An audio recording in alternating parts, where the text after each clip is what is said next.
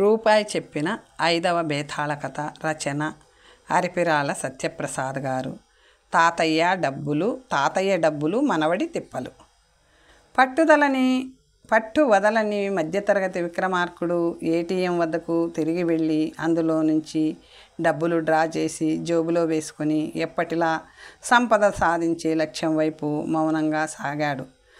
అప్పుడు డబ్బుల కట్టలో ఉన్న బేతాళుడు, విక్రమార్క, నీ కష్టం చూస్తే ఆశ్చర్యం వేస్తుంది. నువ్వు తప్పకుండా విజయం సాధించాలని నా మనసు కోరుకుంటుంది. ఒక మహాకవి డబ్బు గురించి పాట రాస్తూ అందులో ధనం విలువ తెలుసుకొనుట మానవ ధర్మం అన్నాడు. కానీ చాలామందికి ధనం విలువ అంటే ఏమిటో తెలియదు. ధనం విలువ తెలుసుకొని వాళ్ళు సంపద సాధించడం దాదాపు అసాధ్యం. అది నీకు అర్థమయ్యేందుకు ఒక కథ చెప్తాను. శ్రమ తెలియకుండా విను అంటూ కథ మొదలుపెట్టాడు. రామాపురంలో శ్రీకాంత్ అనే కుర్రాడు ఉన్నాడు. గతంలో ఎంతో సంపదతో తొలతూగిన ఇంటిలో పుట్టినా అతని తండ్రి నిర్లక్ష్యం వల్ల, దూబరా ఖర్చు వల్ల ఆ సంపద మొత్తం కరిగిపోయి 10-15 లక్షల అప్పులు మాత్రం మిగిలాయి. అప్పులో అప్పు అంటూ మరో 5 లక్షల అప్పు చేసి కీర్తి అనే అమ్మాయితో శ్రీకాంత్ పెళ్లి కూడా జరిపించాడు తండ్రి. 20 లక్షలకు చేరుకున్న అప్పుని వడ్డీ తీర్చలేని అశక్తతని తలుచుకొని కుమిలిపోయి చివరకు శ్రీకాంత్ తండ్రి మరణించాడు. బరువు బాధ్యతలు శ్రీకాంత్ నెత్తిన పడ్డాయి. నిజానికి కీర్తి పుట్టింటి వాళ్ళు బాగా ఆస్తిపరులే. అయినా వాళ్ళ సహాయం అర్థించడం ఇద్దరికీ ఇష్టం లేకపోయింది. ఇప్పుడు శ్రీకాంత్ వీధిలోకి వెళ్ళాలంటే భయపడుతున్నాడు. అప్పుల వాళ్ళు సమయం సందర్భం లేకుండా నిలబెట్టి డబ్బులు అడిగి పరువు తీస్తున్నారు. ఒకరోజు అప్పుల వాళ్ళు ఇంటి మీదకు వచ్చి నానాయాగి చేశారు. ఒక్కరోజు మాత్రం గడువు ఇచ్చి మరునాడు ఉదయం మళ్ళీ వస్తామని బెదిరించి వెళ్ళారు. ఆ రాత్రి శ్రీకాంత్ నిద్ర కూడా పోలేదు. టెన్షన్ పడుతూ ఎప్పుడో తెల్లవారుజామున ఒక కునుకు తీశాడు. అప్పుడే అతనికి ఒక కల వచ్చింది. అందులో శ్రీకాంత్ తాతగారైన రమాకాంత్ శర్మగారు కనిపించారు. బాధపడకు మనవడా, మీ నాన్న దుబారా చేస్తాడని, ఆస్తి మొత్తం కరగబెడతాడని నాకు వాడు పుట్టగానే జ్యోతిష్కులు చెప్పారు. అందుకే ఉన్న డబ్బు మొత్తం పోయినా ఇబ్బంది పడకూడదని కొంత డబ్బు బ్యాంకులో వేసి ఉంచాను. ఆ డబ్బు తీసుకొని నువ్వు సుఖంగా ఉండు అంటూ ఆ బ్యాంకు డిపాజిట్ కాగితాలను రహస్యంగా దాచిపెట్టిన స్థలం గురించి చెప్పాడు. మరునాడు మెలకువ వస్తూనే తాత చెప్పిన చోటుకు వెళ్ళి చూశాడు. ఒకటే ఒక కాగితం దొరికింది. సరిగ్గా 100 ఏళ్ల క్రితం 10% వడ్డీకి చేసిన డిపాజిట్ అది. ఆత్రంగా ఎంత డిపాజిట్ చేశారా అని చూశాడు. 1000 రూపాయలు. కేవలం 1000 రూపాయలు. శ్రీకాంత్ ఒక్కసారిగా డీలా పడిపోయాడు. అప్పట్లో 1000 రూపాయలంటే పెద్ద మొత్తం కావచ్చు. కానీ ఇప్పుడు తనకున్న అప్పుల ముందు ఇది ఎంత? సంవత్సరానికి 10% వడ్డీ అంటే ఎంత సొమ్ము వస్తుందా అని లెక్కలు కడుతూ ఉండగానే అప్పుల వాళ్ళు వచ్చి పడ్డారు. జరిగిందంతా వివరించాడు శ్రీకాంత్. బ్యాంకు డిపాజిట్ కాగితాన్ని చూపించాడు.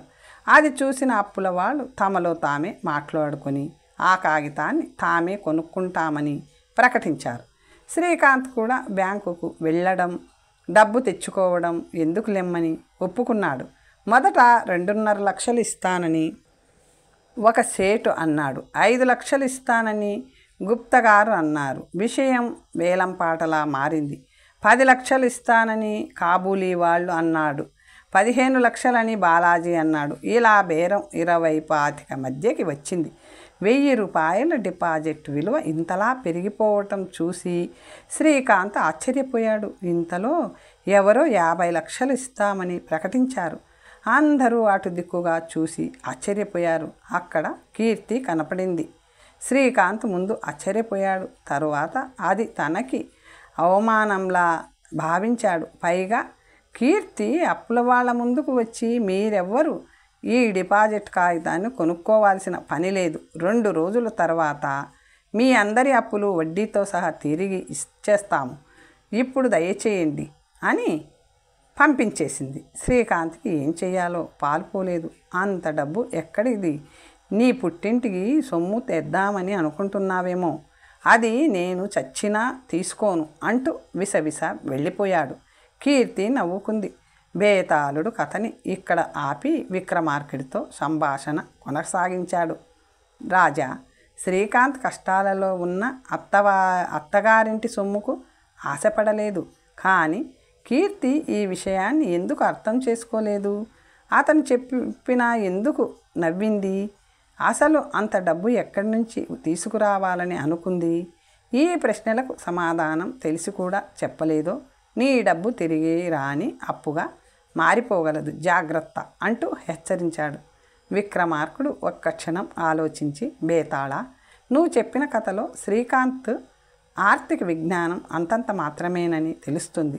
ఈ విషయంలో కీర్తి చాలా తెలివైనది. అందుకే డిపాజిట్ కాగితాన్ని అప్పుల వాళ్ళకి ఇవ్వడానికి నిరాకరించింది. కీర్తి తెచ్చి ఇస్తానన్న డబ్బు ఎక్కడదో కాదు, శ్రీకాంత్ తాతగారు రమాకాంత శర్మ గారు వదిలి వెళ్ళిన డిపాజిట్లోనే ఆ డబ్బు ఉంది. 1000 రూపాయలు సంవత్సరానికి 10% వడ్డీకి 100 సంవత్సరాలు డిపాజిట్ చేస్తే వచ్చే సొమ్ము ఎంతో తెలుసా? గుండె చిక్కబట్టుకొని విను. అక్షరాల 1,37,80,612 రూపాయలు. బారు వడ్డీలో కేవలం 11,000గా మారే 1000 రూపాయలు అదే వడ్డీ రేటుకు చక్రవడ్డీ లెక్కేస్తే దాదాపు 1,40,00,000గా మారుతుంది. ఇదే చక్రవడ్డీ మహిమ. ఈ మహిమను తెలుసుకున్న కీర్తి శ్రీకాంత్ నష్టపోకుండా ఆపగలిగింది. ప్రఖ్యాత శాస్త్రవేత్త ఐన్స్టీన్ చక్రవడ్డీ గురించి చెబుతూ, ప్రపంచంలో ఉన్న 7 వింతలు ఎలా ఉన్నా మానవుడు కనిపెట్టిన 8వ వింత మాత్రం చక్రవడ్డీనే అన్నాడు. అందువల్ల చక్రవడ్డీ మహత్యం తెలుసుకున్న మానవుడు త్వరగా సంపదని సృష్టించగలుగుతాడు. అందుకు ఒక ఉదాహరణ చెబుతాను. మనం రోజు 2 కప్పుల కాఫీ తాగుతాం అనుకుందాం. కాఫీ ఖర్చు 10 రూపాయలు అనుకుంటే భార్యాభర్త రోజు ఒక పూట కాఫీ మానేసి రోజుకి 20 రూపాయలు అంటే నెలకి 600 ఆదా చేయవచ్చు. ఈ ఆదా చేసిన మొత్తాన్ని 10% చక్రవడ్డీ ఇచ్చే ఏదైనా పథకంలో నెల నెలా పెట్టుబడి చేస్తూ పెడితే 25 సంవత్సరాలకి దాదాపు 8 లక్షలుగా మార్చుకోవచ్చు. అదే 30 సంవత్సరాలకు 13.5 లక్షలుగా మారుతుంది. 40 సంవత్సరాలకి 38 లక్షలు అవుతుంది. అంటే ఎంత ఎక్కువ కాలం పెట్టుబడి చేస్తే అంత ఎక్కువ వచ్చే అవకాశం ఉంటుంది. కేవలం 5-6 సంవత్సరాల తేడాలో రెండింతలు అవుతుంది. అందువల్ల మనం నేర్చుకోవలసిన మరో పాఠం ఏమిటంటే, ఎంత చిన్న వయసులో పెట్టుబడి మొదలు పెడితే అంత తొందరగా కోటీశ్వరుడు కావచ్చు అంటూ ముగించాడు. విక్రమార్కుడు ఇలా సరైన సమాధానం చెప్పడంతో రూపీ బేతాళుడు మాయమై చక్రవడ్డీలో పడి విక్రమార్కుడి సంపద పెంచేందుకు దోహదపడ్డాడు. సరళమైన లెక్క కోసం వడ్డీ 10% తీసుకోవడం జరిగింది. ప్రస్తుతం బ్యాంకు డిపాజిట్లు రేట్లు 8 నుంచి 9 మధ్య ఉన్నాయి. 10% పైనే ఆదాయాన్ని ఇచ్చే ఇతర పథకాల్లో గ్యారంటీ ఉండకపోవచ్చు. మధ్యతరగతి విక్రమార్కుడికి 5వ ఆర్థిక సూత్రం: సంపద కూడబెట్టాలనుకున్న ప్రతి ఒక్కరూ చక్రవడ్డీ మహత్యం తెలుసుకోవాలి. అదేవిధంగా ఎక్కువ కాలం చక్రవడ్డీ తిరిగే డబ్బు ఎక్కువ లాభాలను ఆర్జిస్తుంది. కాబట్టి వీలైనంత ఎక్కువ కాలానికి పెట్టుబడి చేయాలి. కథ సమాప్తం. మరొక మంచి కథతో తరువాత కలుసుకుందాం.